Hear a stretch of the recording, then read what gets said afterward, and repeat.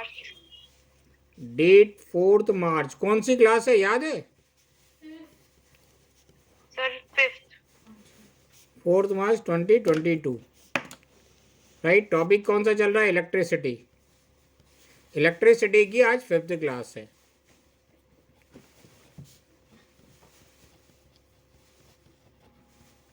Right. Electricity की आज 5th class है। आज अपन थोड़ा पढ़ेंगे ओम्स लॉ। क्या कहते हैं ये ओम भैया? क्या कहते हैं ये ओम भैया? कि किसी भी वायर में जो इलेक्ट्रिक करंट फ्लो हो रहा है वो किस पे डिपेंड करेगा? पोटेंशियल डिफरेंस पर। किसी भी वायर में जो इलेक्ट्रिक करंट फ्लो हो रहा है वो किस पे डिपेंड करेगा? पोटेंशियल डिफरेंस पर। राइट। किसी भी वायर में जो इलेक्ट्रिक करंट फ्लो हो रहा है, इलेक्ट्रिक करंट है, वो किस पे डिपेंड करेगा? किस पे डिपेंड करेगा?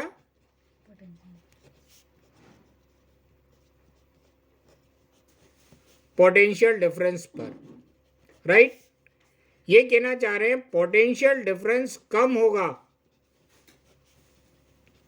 पोटेंशियल डिफरेंस कम होगा तो कम इलेक्ट्रिक करंट फ्लो होगा।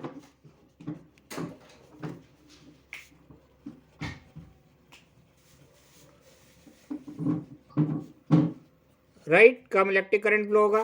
पोटेंशियल डिफरेंस ज्यादा होगा, पोटेंशियल डिफरेंस ज्यादा होगा। ज्यादा पोटेंशियल डिफरेंस का मतलब difference between the charges. Right. Difference between the charges, potential difference ज्यादा होगा तो ज्यादा इलेक्ट्रिक करंट फ्लो होगा। कोई डाउट इसमें? साथ में इन्होंने एक वर्ड और यूज करा है। Right. Under all physical conditions remains constant. Right. All physical conditions remains constant. एक वर्ड यूज करा है, ऑल फिजिकल कंडीशंस। इसका मतलब क्या हुआ? Physical conditions remains constant. Temperature. ठीक है ना? Condition remains constant. इसका मतलब कुछ कुछ बुक में ये वर्ड यूज करा है और कुछ कुछ बुक में सीधे टेम्परेचर लिख दिया। इसका मतलब टेम्परेचर वगैरह जो रूम का है वो हमेशा सेम होना चाहिए। टेम्परेचर अगर चेंज हो गया तो ये ओम्स लॉ फॉलो नहीं कर पाएगा। Right. Under all physical condition remains constant. Right. अब देखो मैं ओम्स लॉ लिखने जा रहा हूं। एक बात याद रखना, कोई सा भी लॉ अपन अपनी लैंग्वेज में नहीं लिख सकते। कोई सा भी लॉ अपन अपनी लैंग्वेज में नहीं लिख सकते। जैसे बुक में लिखा है वैसे ही लिखना पड़ेगा, जो लॉ है वही लिखना पड़ेगा, नहीं तो अदरवाइज आपका लॉ गलत हो जाएगा। क्लियर है ये बात? हाँ सर। अब जैसे आपने मान लेते हैं एक लॉ है यूनिवर्सल ग्रेविटेशनल कांस्टेंट, ये यूनिवर्सल ग्रेविटेशनल लॉ। तो इसमें जो लॉ है उसी लॉ को आपने अपने वर्ड्स में लिख दिया, लिखी सेम चीज़ है लेकिन आपने अपने वर्ड्स में लिख दिया तो पूरा का पूरा काट दिया जाएगा। पूरा का पूरा क्या हो जाएगा? काट दिया जाएगा। जहां पर बुक में द लिखा है वहां द लिखना पड़ेगा, जहां पे इज लिखा है वहां इज लिखना पड़ेगा। जैसा लॉ है बिल्कुल डिक्टो वैसे ही फोटोकॉपी करनी है, अदरवाइज आपका लॉ गलत हो जाएगा। Right. At constant temperature, at constant temperature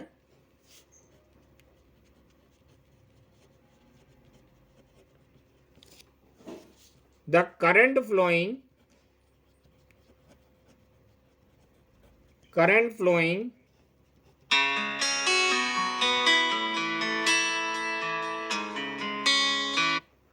at constant temperature, the current flowing through a conductor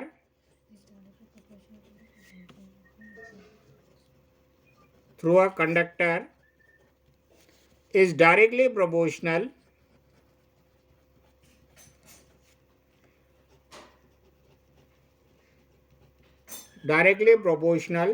to the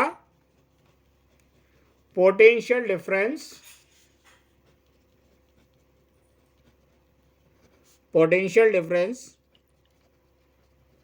across its ends. Right, ये रहा लॉ. राइट, इसका मैथमेटिकल एक्सप्रेशन देख ले अपन. थोड़ा इस लॉ को समझने की कोशिश करते हैं अपन. सपोज कर लेते एक वायर है. इस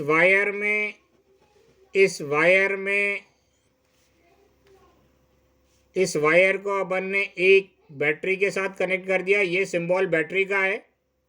बार बार बैटरी नहीं बनाएंगे, तो इस सिंबल से अपन बैटरी को रिप्रेजेंट कर देते हैं. बैटरी का एक एंड पॉजिटिव होता है, एक एंड नेगेटिव होता है. आगे अभी मैं सिंबल और बताऊंगा, शायद छूट गया है. राइट, एक एंड पॉजिटिव होता है, एक एंड नेगेटिव होता है. बड़ी वाली लाइन पॉजिटिव होती है, छोटी वाली लाइन नेगेटिव होती है. राइट, इसमें हमेशा इलेक्ट्रॉनों की कमी होती है और इसमें हमेशा बहुत ज़्यादा इलेक्ट्रॉन होते हैं. क्लियर है? कोई डाउट इसमें? क्लियर है? तो मैथमेटिकल एक्सप्रेशन क्या कह रहा है ये? Right, if I is current, if I is the current, right, flowing through a conductor,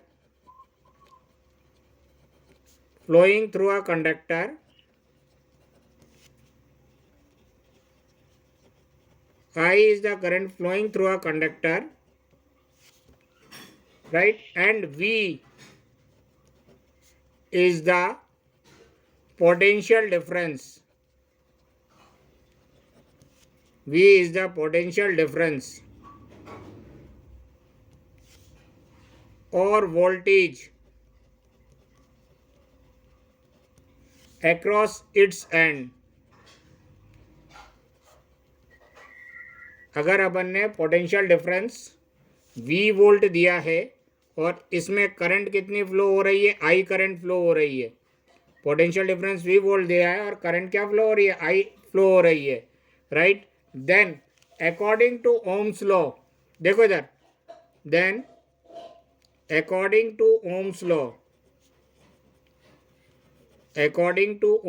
क्या कह रहे हैं ओम्स भैया? according to Ohm's law, current is directly proportional to the potential difference applied. काय पर?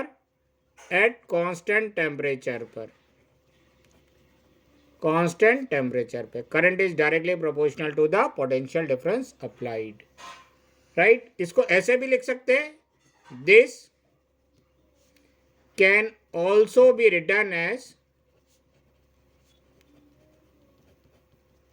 इसको ऐसे भी लिख सकते हैं, potential difference is directly proportional to the current flowing in the conductor. Right, और जब भी ये डायरेक्टली प्रोपोर्शनल का साइन हटाएंगे एक कांस्टेंट आएगा. उस कांस्टेंट को अपन क्या लेते हैं? आर. यहां पर वो कांस्टेंट क्या आएगा? R. Where R is the constant of proportionality. Right, where R is the constant of proportionality.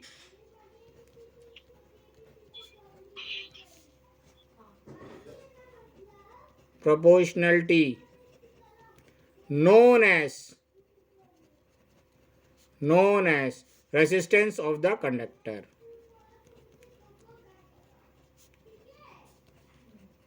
Known as resistance of the conductor. Right, जो हमेशा कांस्टेंट रहेगा. ठीक है, ये आप लिखती हो गुड़िया जो मैं लिखवाता हूँ? हाँ सर, लिख रही हूँ. अच्छा, हिंदी में जो लिखवाया वो भी लिखा है आपने? नहीं सर, वो मिस कर दिया. अच्छा, लिखना चाहोगी तो मेरे को बता देना. हाँ सर. ठीक है, मैं कोशिश ये करता हूँ कि हिंदी इंग्लिश मिला के ऐसा लिखे कि बच्चा कभी भी उठा के पढ़े तो उसको एक बार पढ़ने में ही रिकॉल हो जाए. हाँ सर. ठीक है,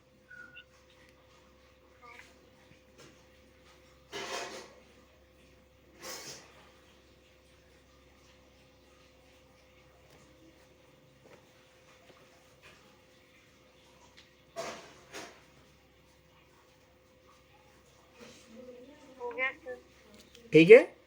राइट, अच्छा, इसको ऐसे भी लिख सकते हैं. V इक्वल आई आर को, देखो मैं इधर ही लिख दे रहा हूँ. V इक्वल आई आर को राइट, ये I इस R के साथ मल्टीप्लाई में इधर जाएगा तो डिवाइड में V upon I equal R। किसी भी वायर में जो पोटेंशियल डिफरेंस अपन ने दिया है और उसमें जो करंट फ्लो हो रहा है, इनका रेशियो हमेशा क्या आएगा? सेम आएगा। किसी भी वायर में जो पोटेंशियल डिफरेंस अपन ने दिया है उसमें जो करंट फ्लो हो रहा है, राइट, इनका रेशियो हमेशा क्या आएगा? सेम आएगा। कोई डाउट इसमें? नहीं सर। क्लियर है? आ गई बात समझ में? तो ये होता है अपना ओम्स लॉ। इस पे कुछ क्वेश्चंस भी बनते हैं, राइट, इसके क्वेश्चंस आगे अपन देखेंगे। अच्छा, अब अपना नया पार्ट इसमें स्टार्ट हो जाता है, रेसिस्टेंस। राइट, इसमें नया पार्ट हो जाता है, स्टार्ट हो जाता है रेजिस्टेंस। क्या होता है रेजिस्टेंस? बता सकती हो?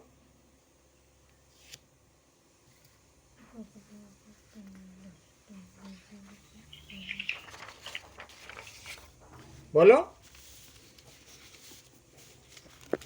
आनिया, हाँ सर। बता सकती हो रेजिस्टेंस क्या होता है?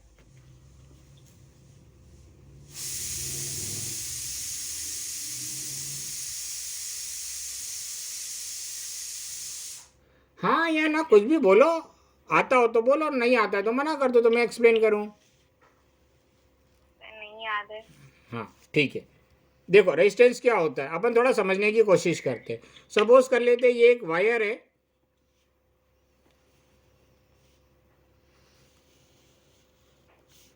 ठीक है ना, ये एक वायर है। अब इस वायर में लाखों करोड़ों एटम्स होंगे। कंडक्टर, छोटे से इस लाइन से जो अपन कंडक्टर को डिनोट करते हैं ना, इसी को एनलार्ज कर दिया है। लाखों करोड़ों एटम होंगे, तो अपन इसमें जो एटम है उसको इससे डिनोट कर रहे हैं, ठीक है ना। इस वायर में ये बहुत सारे एटम है,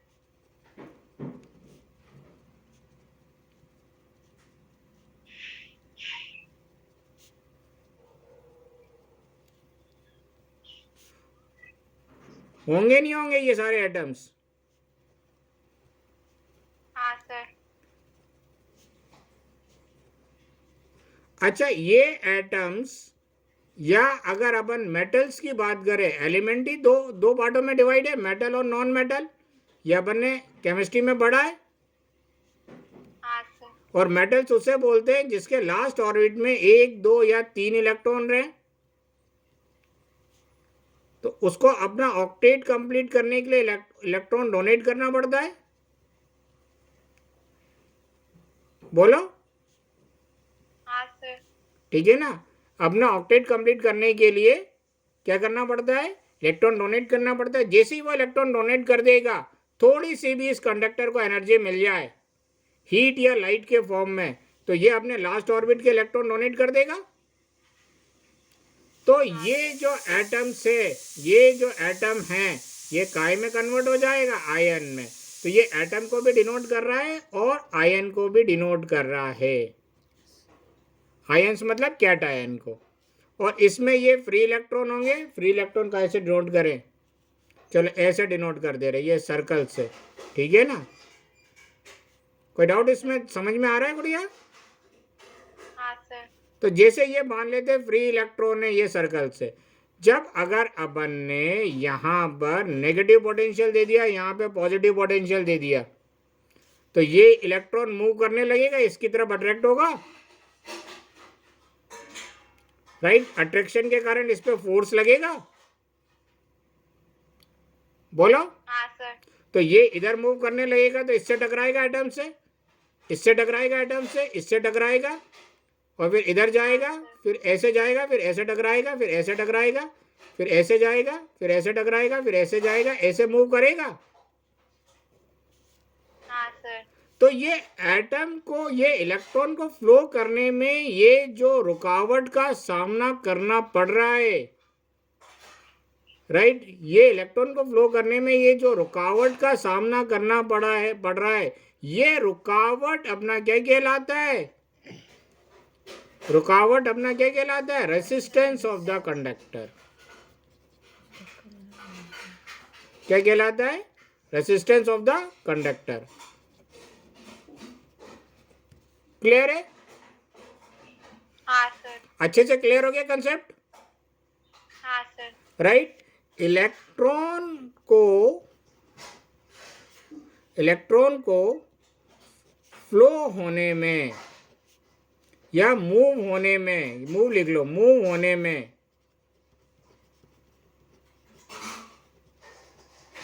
एटम्स या आयन्स के द्वारा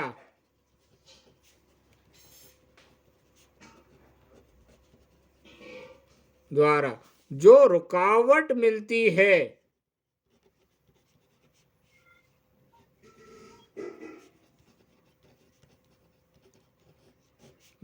है उसे रेसिस्टेंस बोलेंगे।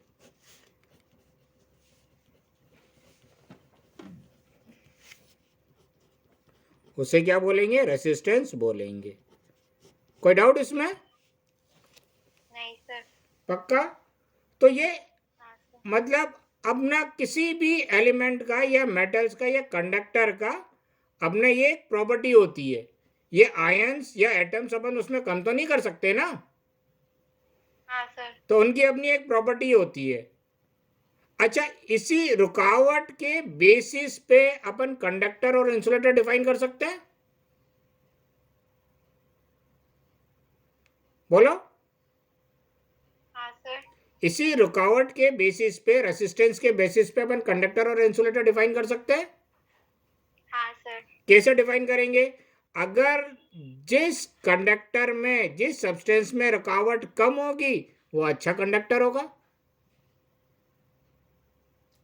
जिसमें रुकावट बहुत ज्यादा होगी वो इंसुलेटर होगा, क्योंकि इलेक्ट्रॉन को फ्लो ही नहीं होने दे रहा है वो। आ रही है बात समझ में? आनी, आप बोलती नहीं हो यार। हाँ सर। आ रही है बात समझ में? हाँ सर। पक्का? हाँ सर। ठीक है ना? हाँ सर। ठीक है। तो रेजिस्टेंस के बेसिस पे कंडक्टर और इंसुलेटर समझ में आ गया? हाँ सर। अच्छा, थोड़े इसकी डेफिनेशन लिख लो रेजिस्टेंस की। रेजिस्टेंस की डेफिनेशन लिख दो। The property of a conductor,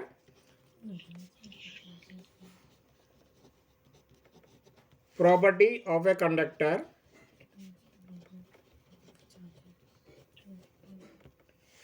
due to which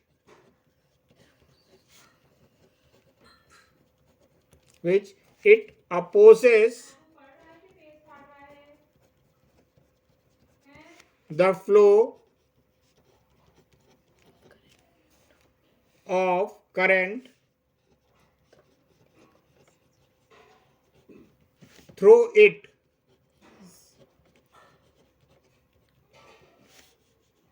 is called resistance. Through it is called resistance. Right? कोई डाउट इसमें? सिंबल क्या है रेजिस्टेंस का? Symbol of resistance. रेजिस्टेंस का सिंबल क्या है? कैसे डिनोट करते हैं? राइट, ऐसे। इसको बोलते हैं फिक्स्ड रेजिस्टेंस। फिक्स्ड मतलब इसकी वैल्यू चेंज नहीं हो रही, हाँ सर। या सिंपली रेजिस्टेंस। और एक होता है वेरिएबल रेजिस्टेंस, जिसकी वैल्यू अपन अपने अकॉर्डिंग टू चेंज कर सकते हैं। हाँ सर। वेरिएबल रेजिस्टेंस, या इसी को अपन बोलते हैं रियोस्टेट।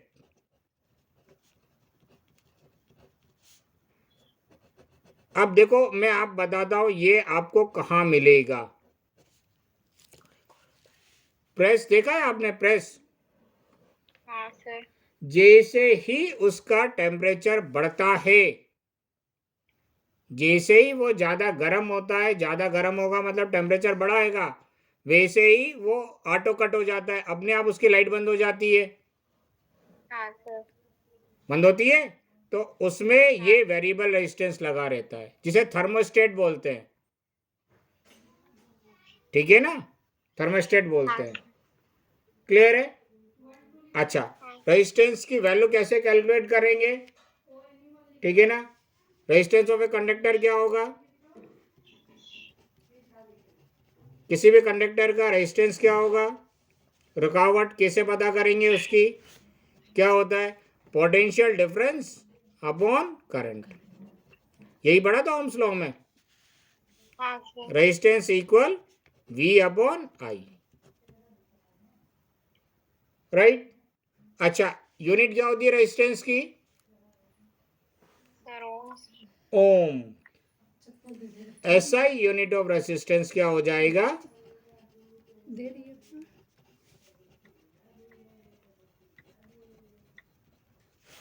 Is ohm, right. देखो रेजिस्टेंस की यूनिट कैसे डिफाइन करेंगे, अपन को मालूम है यूनिट अपन कैसे निकालते हैं, फॉर्मूले से ही निकालते हैं। फॉर्मूले में सारी वैल्यू 1 रख दें, यूनिट ऑफ वोल्टेज कितना हो जाएगा, यूनिट ऑफ करंट रख दे तो अपने आप यूनिट ऑफ आर आ जाएगा, ठीक है ना। यूनिट ऑफ आर कैसे निकालेंगे, यहाँ पे रख दो unit of potential difference upon unit of current. ये हमेशा पूरी बी कर लो, इंजीनियरिंग कर लो, उसमें भी कहीं पर फॉर्मूले की यूनिट की जरूरत पड़े तो ऐसे ही निकालेंगे अपन। ऐसा नहीं कि अभी निकाल रहे हैं, आगे तक पूरी क्लास तक अपन ऐसे ही निकालेंगे फिजिक्स में यूनिट, राइट। पोटेंशियल डिफरेंस की यूनिट कैसे होती है, क्या होती है, 1 वोल्ट। करंट क्या होता है, 1 एम्पियर। तो अपने आर की यूनिट क्या हो जाएगी, 1 ओम। अब इसको डिफाइन कैसे करेंगे, अगर किसी वायर में 1 वोल्ट का पोटेंशियल डिफरेंस अप्लाई करा और उसमें 1 एम्पियर करंट फ्लो हो रही है, तो उस 1 एम्पियर करंट फ्लो होने में उसको जितनी रुकावट मिलेगी उतनी रुकावट को अपन बोलेंगे 1 ओम। ये सिर्फ अपन महसूस कर सकते हैं, इमेजिन कर सकते हैं, आंखों से नहीं दिखेगा। क्लियर हुई ओम की डेफिनेशन, हाँ सर। ठीक है। मैं हिंदी में लिख देता हूं, अगर किसी वायर में, किसी कंडक्टर में 1 वोल्ट पोटेंशियल डिफरेंस है और उसमें 1 एम्पियर करंट फ्लो हो रही है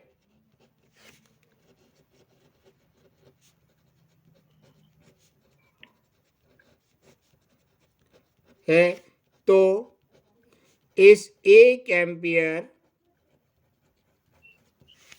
करंट फ्लो होने में जितनी रुकावट मिलेगी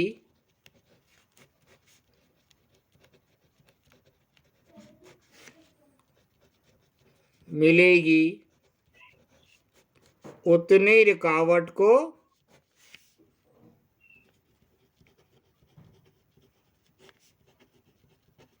1 ओम बोलेंगे।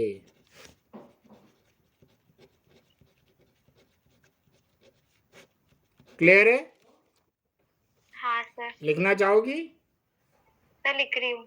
ठीक है।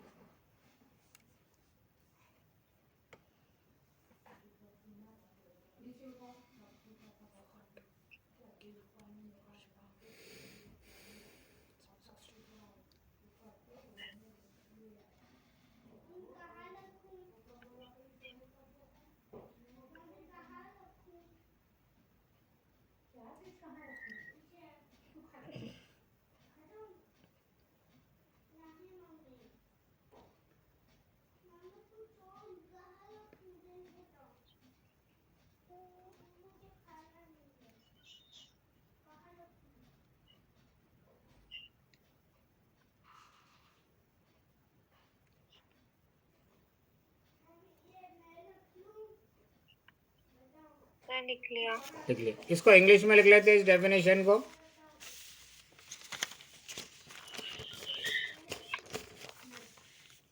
राइट, डिफाइन 1 ओम। ऐसा क्वेश्चन आ सकता है, आया ही क्या कभी? सर अभी तो नहीं आया पर आ जाएगा। क्यों, आपको मालूम है क्या? नहीं सर, आ सकता है, ऐसे क्वेश्चन आ गए हैं One- वो केस स्टडी बेस्ड क्वेश्चंस में। 1 ohm is the resistance of a conductor.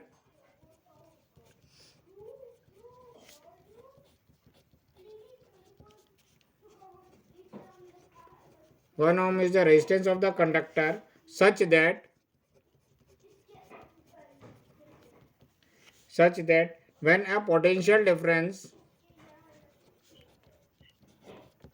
of 1 volt is applied to its end, a current of 1 ampere flows through it.